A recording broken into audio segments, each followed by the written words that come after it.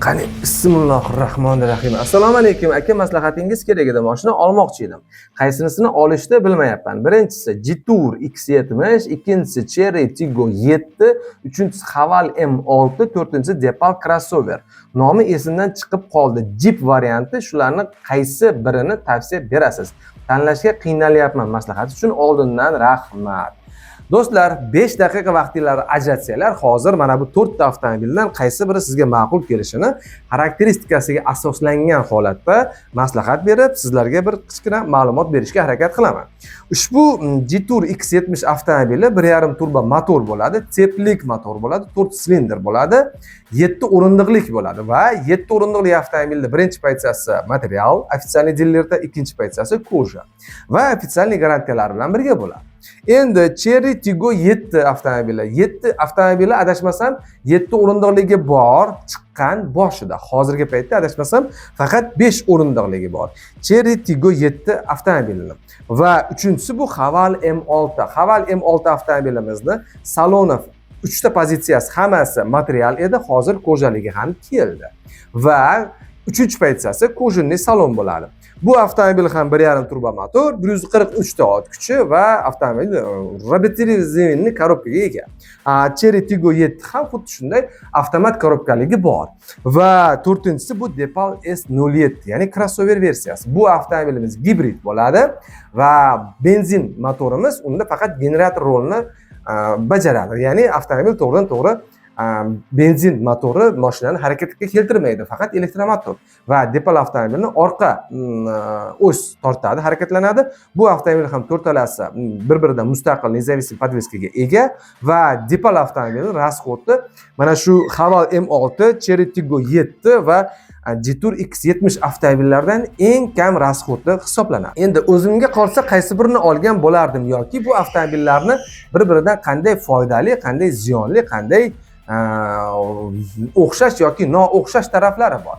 Bu avtomobilni agar siz benzin rasxodda, benzinda yuraman desangiz va benzin rasxodi kam qilish kerak bo'lsa, sizga eng birinchi navbatda bu Depal S07 avtomobili bo'ladi. Depal S07 avtomobili O'zbekistonda ofitsial sotilmoqda. Va bu avtomobilni adashmasam 300 million so'mdan 350 million so'm atrofida sotib olishingiz mumkin. Haval M6 avtomobiliga keladigan bo'lsak, boya aytgandek kojinli salon keldi. Avtomobil va MPI motor bilan jihozlangan, unga propan qo'ysangiz yaxshi bo'ladi. Chery Tiggo 7 va Jetour X70 avtomobillari ikkalasida ham GDI motor.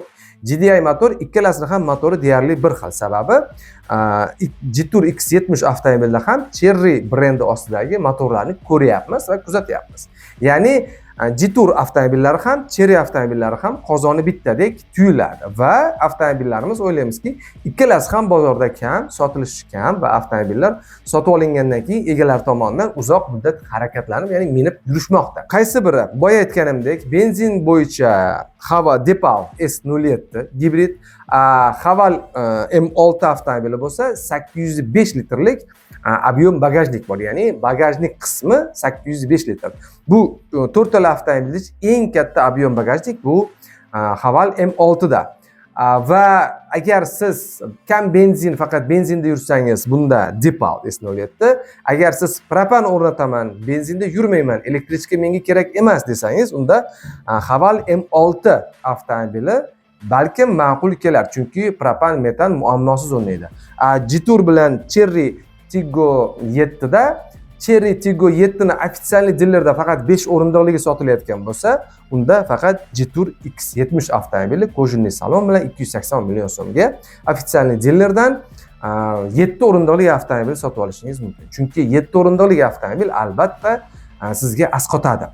7 o'rindiqlik bo'ladigan bo'lsa Jetour X70, agar yo'q, menga propanda yuraman, benzinda yuraman, propanda yuraman, elektrichka kerak emas desangiz, sizga Haval M6, yo'q, men faqat benzinda yuraman, shaharda yuraman, elektrda zaryad qilib turaman, avtomobil metan ham narxi 5700 so'm bo'lib ketdi, qimmatlab ketdi, propan narxi 7500 so'm bo'lib ketdi, elektr narxi 2200 so'm va skidkalar berilmoqda.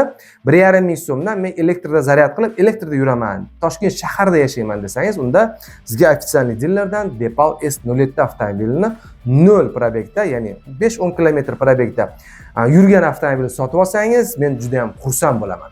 Video sizlarga yoqqan bo'lsa, like albatta bosib qo'yinglar. Iltimos sizlardan kutib qolaman va kommentariyada yozishingiz yoki Instagramdan menga to'g'ridan to'g'ri direktdan yozishingiz ham mumkin. Video foydali bo'ldi deb o'ylayman. O'zabzor Muhammadjon, ko'rishamiz.